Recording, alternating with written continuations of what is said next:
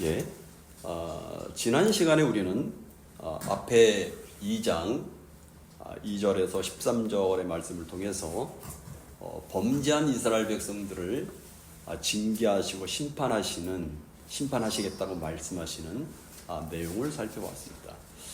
오늘 말씀은 범죄한 이스라엘 백성들을 징계하신 이후에 자기 백성들에게 긍휼을 베푸셔서 다시금 관계를 회복시키시겠다, 그런 내용을 말씀을 하고 있습니다. 다시 보면 14절에 보니까 그러므로 내가 그를 타일러 거친 들로 데리고 가서 말로 위로하고 라고 말씀합니다. 지난 시간에 살펴봤듯이 이스라엘 백성들은 하나님을 잊어버리고 물과 양털과 삼과 기름과 술들을 준다고 믿는 바알신을 사랑하여 따라갔습니다.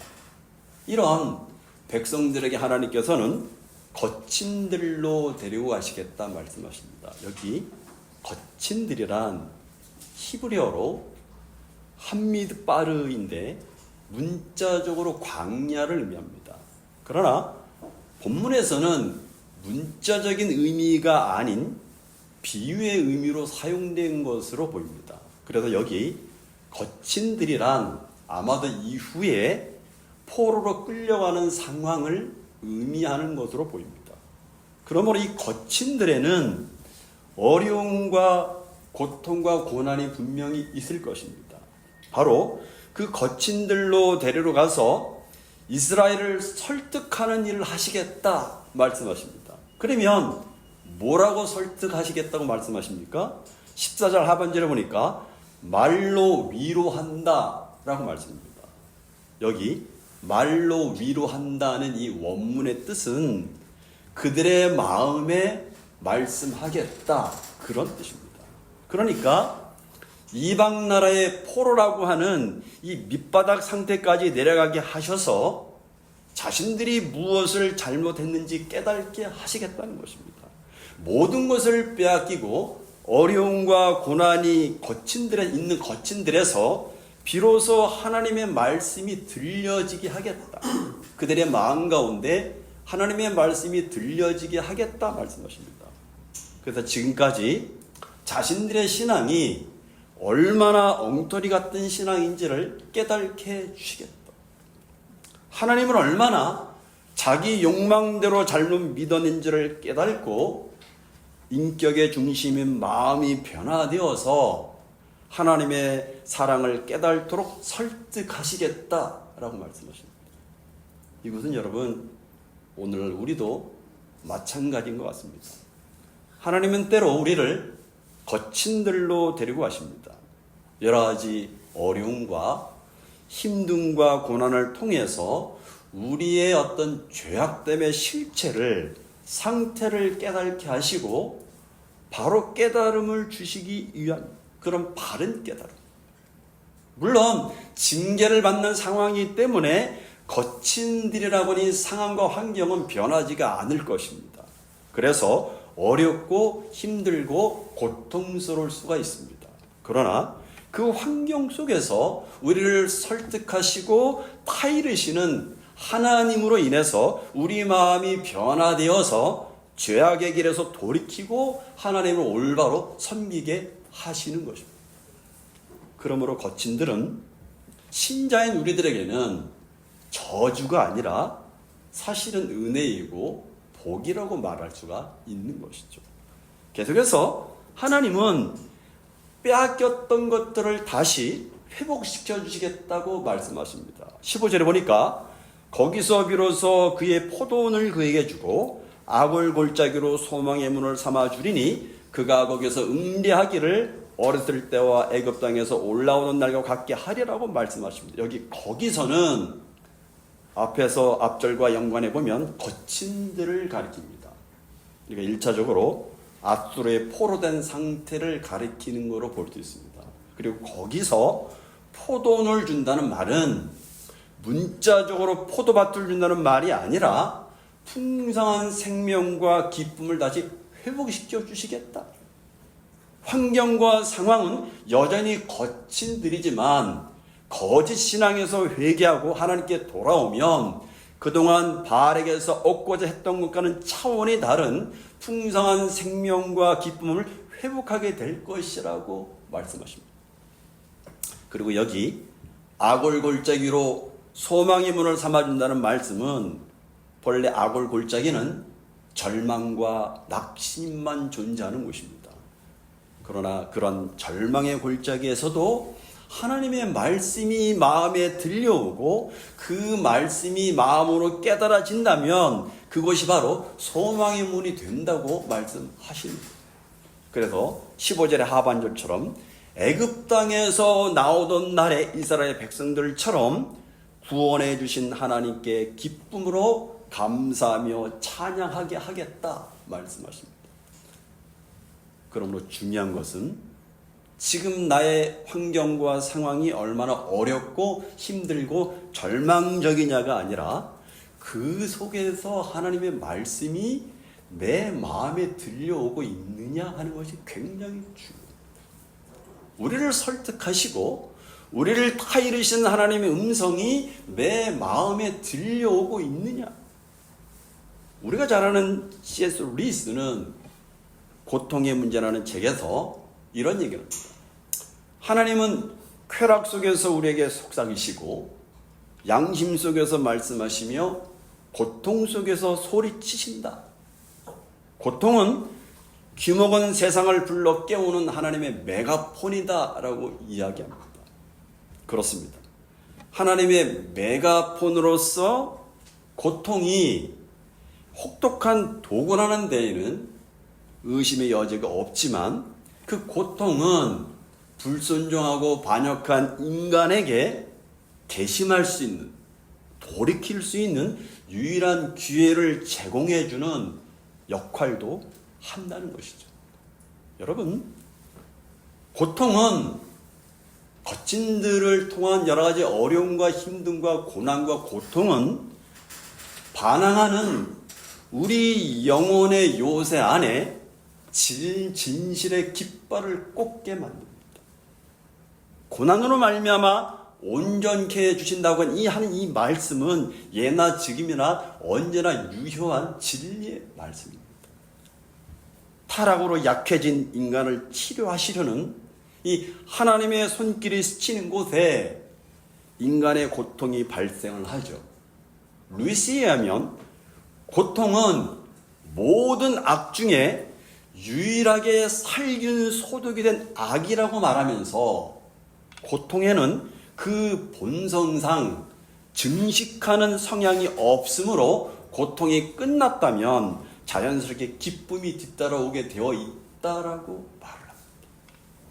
그러면 여러분, 고통을 마주하게 될 때 우리는 하나님의 전능하심과 하나님의 선하심을 신뢰하고 그가 치료하시는 하나님의 사랑의 손길을 거부하지 말아야 됩니다.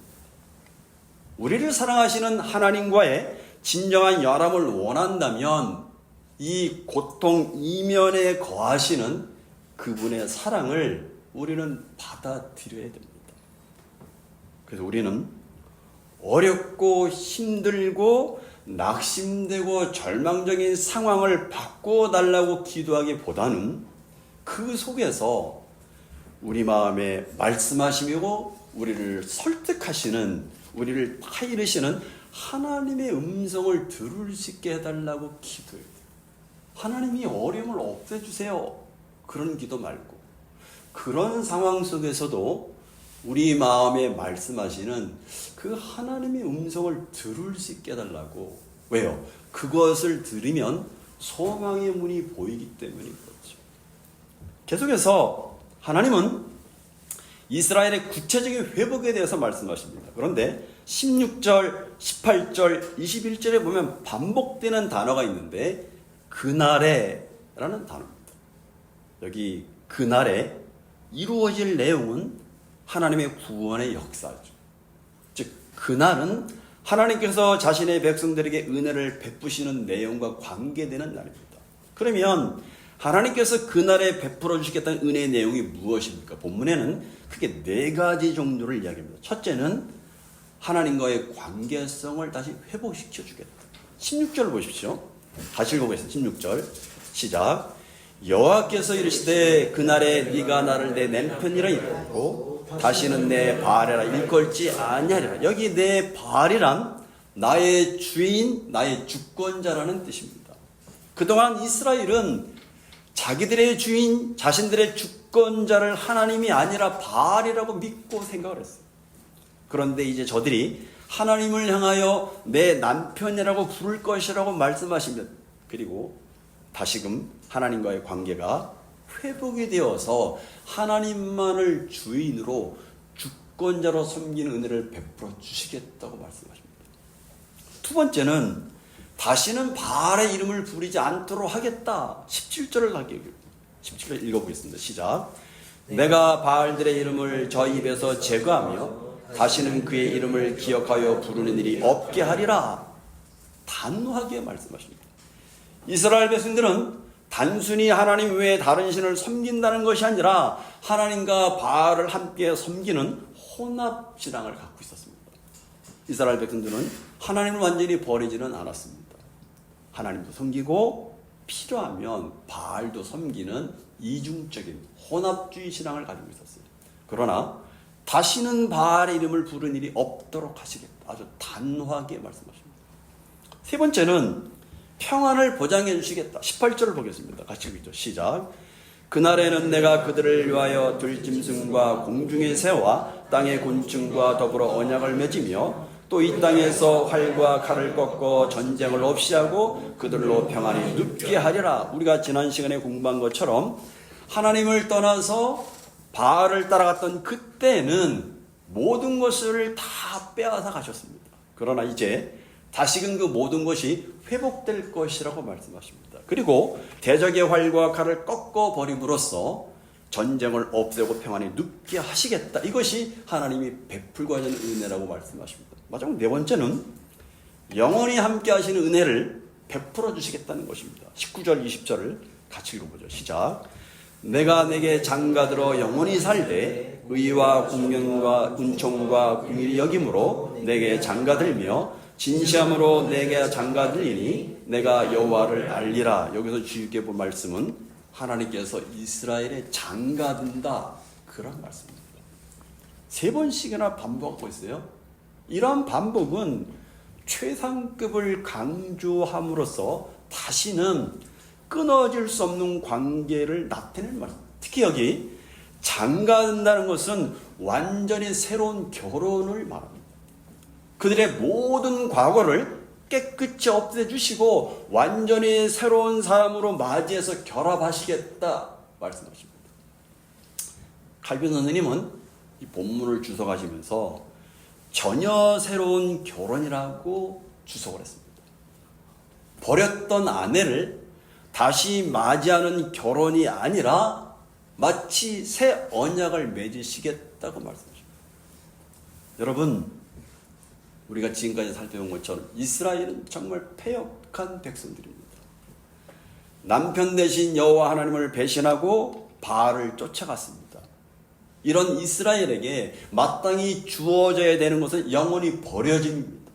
그런데 이런 이스라엘이 하나님께서 장가 드셔서 너희들과 영원히 함께 사시겠다 말씀하십니다. 새로운 결혼을 하셔서 이제는 헤어지고 이혼하는 일이 없도록 하시겠다는 것입니다. 여기에는 하나님의 궁휼하심과 하나님의 신실하심이 담겨 있는 말씀입니다.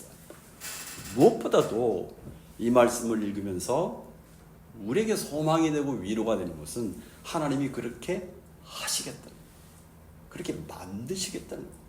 우리의 열심과 노력으로 그게 아니라 하나님이 그렇게 만드시겠다. 바울이 빌립보서 1장 6절에서 말씀한 내용으로 설명하면 너희 안에서 착한 일을 시작한 이가 그리스도 예수의 날까지 이루겠다, 이 말씀과 똑같다. 특히 새 혼인에는 하나님의 공의와 하나님의 정의가 있고 말씀 보니까 은혜와 긍휼이 있습니다. 그리고 진실하심이 있습니다. 이것은 하나님의 거짓 없는 진실성, 영원히 변치 않으심을 나타냅니다. 즉 앞에서 언급한 그 모든 약속들을 반드시 지키실 것이라고 하는 말씀입니다. 그래서 이스라엘 백성들을 어디로 이끌고 가십니까? 20절 하반절에 보니까 네가 여호와를 알리라 말씀하십니다. 그렇습니다. 하나님이 어떤 분이신지 바로 알게 하시겠다는 거예요. 왜 이것이 중요한가 하면 나중에 공부하겠지만 이스라엘 백성들이 망한 근본적인 이유는 하나님을 올바로 아는 신지식이 없었기 때문에 그렇습니다. 계속해서 21절 22절을 보면 다시 기도하면 하나님께서 응답하셔서 하늘도 땅도 응답하여 곡식과 포도주와 기름이 나오게 하시겠다. 그래서 이제는 바알이 주체가 아니고 바알이 준 것이 아니고 하나님이 주체가 되시고 하나님이 주신 것임을 알게 해주시겠다고 말씀하십니다. 마지막으로 23절을 보니까 같이 읽어보죠. 시작.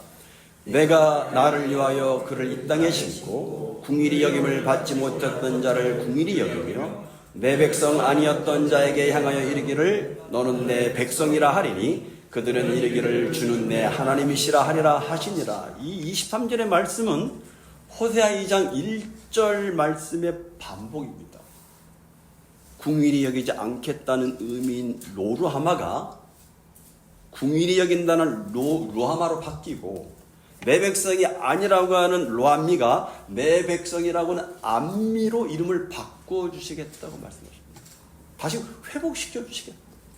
그런데 여러분 24절 상반절에 보니까 내가 나를 위하여 이렇게 말씀하십니다. 이것은 앞에서 말씀드린 바와 같이 그 모든 일을 하나님이 하신 일임을 알게 해주시겠다는 겁니다. 그래서 결국 이스라엘의 하여금 어떤 고백을 하게 만드시냐면 23절 하반절 말씀 보니까 오직 여호와 하나님이 내 하나님이심을 고백하게 만들고야 말겠다고 하는 이 하나님의 강력한 의지와 열심을 표명하고 계시는 말입니다. 구원을 베풀으시는 그날에 하나님께서 자격이 없는 백성들을 루하마 암미라고 불러주셨기 때문에 백성들도 하나님께 대하여 주는 나의 하나님이라고 고백할 것이라고 말씀하십니다. 그렇게 고백하도록 내가 만들겠다고 말씀하십니다. 이것은 마치 결혼할 때 결혼 서약을 하는 장면을 생각하시면 될 것입니다. 결혼의 쌍방에 서는 같이 신랑이 신부에 대해서 아내를 맞아들이고 아내가 신랑에 대해서 남편으로 맞아들이는, 그러면서 서로 서약을 하는 고백과도 같은 말씀이죠. 이처럼 구원을 베풀어 주시고 은혜를 베풀어 주신 그날에 이스라엘 백성들은 남편이신 하나님께 대한 마음이 달라지고 고백이 달라지고 태도가 달라집니다. 이유가 무엇입니까? 어떻게 이렇게 바뀌었습니까? 바로 하나님의 크신 사랑, 하나님의 크신 사랑이 이스라엘 백성을 그렇게 바꿔주시겠다, 변화시켜주겠다. 여러분, 하나님과 우리 역시 신랑과 신부의 관계입니다.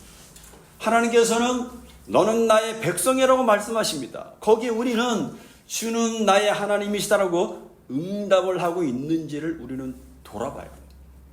만약에 주는 나의 하나님이라고 내가 말한다면 어떤 마음으로 주는 나의 하나님이십니다라고 응답하며 고백하고 있는지를 한번 돌아봐야 됩니다. 여러분, 신앙은 알미 아니고 지식이 아니고 신앙은 삶이고 신앙은 관계입니다. 암과 삶은 절대로 비례하지 않습니다. 신앙은 알미 아니라 실제입니다. 그러기에 신앙은 현재 진행형입니다. 지금 충만해야 하고 지금 감사해야 되고 지금 행복해야 되고 지금 기뻐해야 됩니다. 과거를 자랑하면서 오늘 현재가 무너진 신앙은 미래가 없습니다. 하지만 과거는 연약하고 부족했지만 오늘 현재를 하나님 안에서 바르게 세우는 신앙에게는 미래가 보입니다. 앞으로 언젠가는 잘 믿을 때가 오겠지요. 그거는 신앙이 아닙니다. 그것은 거짓된 낙관주의입니다. 특히 인생은 하루 앞도 한 치 앞도 모르기 때문에 미래형은 신앙이 아닙니다. 한결같이 오늘 현재 하나님과 동행하며 걸어가는, 하나님과 함께하며 영생의 삶을 누리는 것이 신앙입니다. 지금 주는 나의 하나님이시라고 응답하며 고백하는 현재 진행형만이 참된 신앙이고 참된 믿음입니다. 호세아서를 공부하는 가운데 크신 사랑으로 우리 마음에 말씀하시며 우리를 설득하시며 타이르시는 하나님의 음성을 듣고 하나님을 깊이 만나는 시간들이 되었으면 좋겠습니다. 저와 여러분을 향해 베푸시는 하나님의 궁일과 사랑이 얼마나 큰지를 우리가 깨달아져서 마음을 다하여서 주는 나의 하나님이시라고 고백하는 저와 여러분의 신앙이 되었으면 합니다. 기도하시겠습니다.